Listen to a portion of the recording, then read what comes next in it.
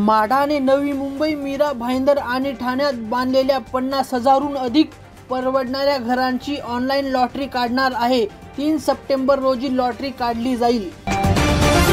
महाराष्ट्रात सुरू असलेल्या हिंदी मराठी वादाच्या पार्श्वभूमीवर मुंबईतील मातोश्री येथे केक कापताना उद्धव ठाकरे यांनी हिंदी वाढदिवसाच्या गाण्यावर ट्रोल करण्यात आले आहे।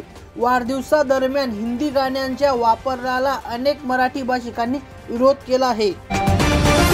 गणपतीपूर्व 3,000 मुंबईकरांना घरे मिळणार। 9 वर्षांच्या प्रतीक्षेनंतर 15 ऑगस्ट रोजी बीडीडी चाळीतील रहिवाशांना त्यांच्या नवीन फ्लॅटची चाबी मिळणार। बीएमसीच्या काँक्रिटीकरण मोहिमेनंतरही खड्ड्यांच्या 3,700हून अधिक तक्रारी नोंदल्या गेल्या आहेत।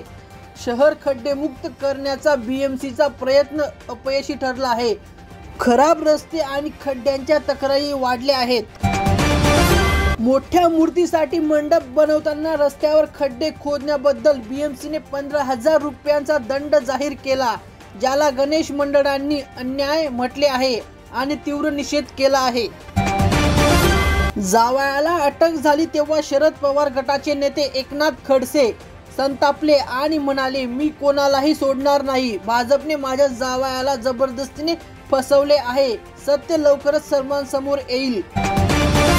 कांदिवलीमधील हॉटेलमध्ये बनावट पनीरचा वापर, त्याचा खुलासा। भगवती रेस्टॉरंटचा व्हिडिओ सोशल मीडियावर व्हायरल। लोकांनी कारवाईची मागणी केली। टाटा ग्रुप कंपनीमधून 2% कर्मचाऱ्यांना कामावरून काढून टाकणार। 12,000 लोकांच्या नोकऱ्या धोकादायक। एआयच्या वाढत्या वापरामुळे हा निर्णय घेण्यात आला। मुसळधार पावसामुळे मुंबईकरांना दिलासा। हवामान खात्याने या आठवड्यात हलक्या ते मध्यम पावसाचा अंदाज वर्तवला आहे। ऑगस्टच्या सुरुवातीला पुन्हा पाऊस सुरू होऊ शकतो।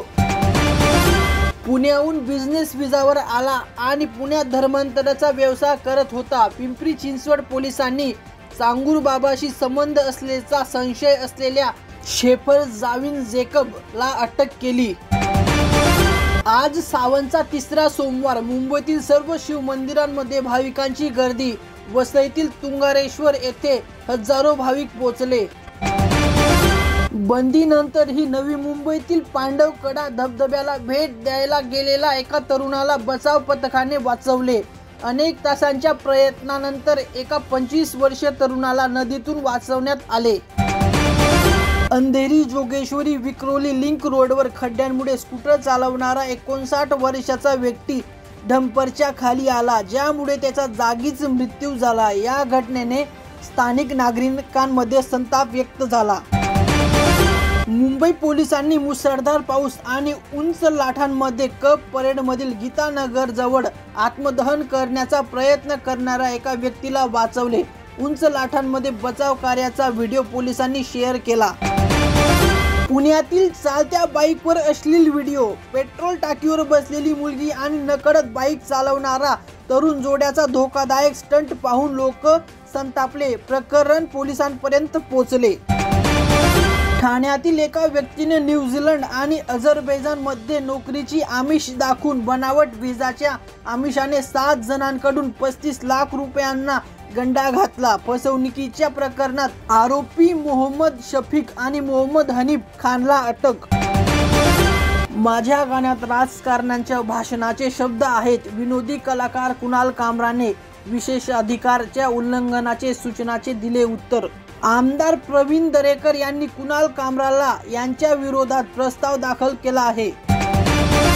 नवी मुंबईतील काँग्रेसचे प्रवक्ते रवींद्र सावंत यांनी नेरूळ पोलिसांना निवेदन सादर केले। राहुल गांधींविरुद्ध सोशल मीडियावर चुकीची माहिती पसरवणाऱ्यावर कठोर कारवाई करण्याची मागणी केली। मुंबईत सोन्या चांदीच्या किमतीत बदल। 10 ग्रॅम 22 कॅरेट सोन्याचा भाव 91,600 रुपयावर पोहोचला, तर चांदीचा भाव 1,16,000 प्रति किलोग्रॅमवर पोहोचला। शिवसेना शिंदे गटातील नेत्या मनीषा कायदे यांनी राज ठाकरेंवर निशाणा साधताना म्हटले, राज ठाकरे किंवा इतर कोणी आम्हाला कसे संबोधित करतात हे महत्त्वाचे नाही, जनतेनेही एकनाथ शिंदेंना स्वीकारले आहे।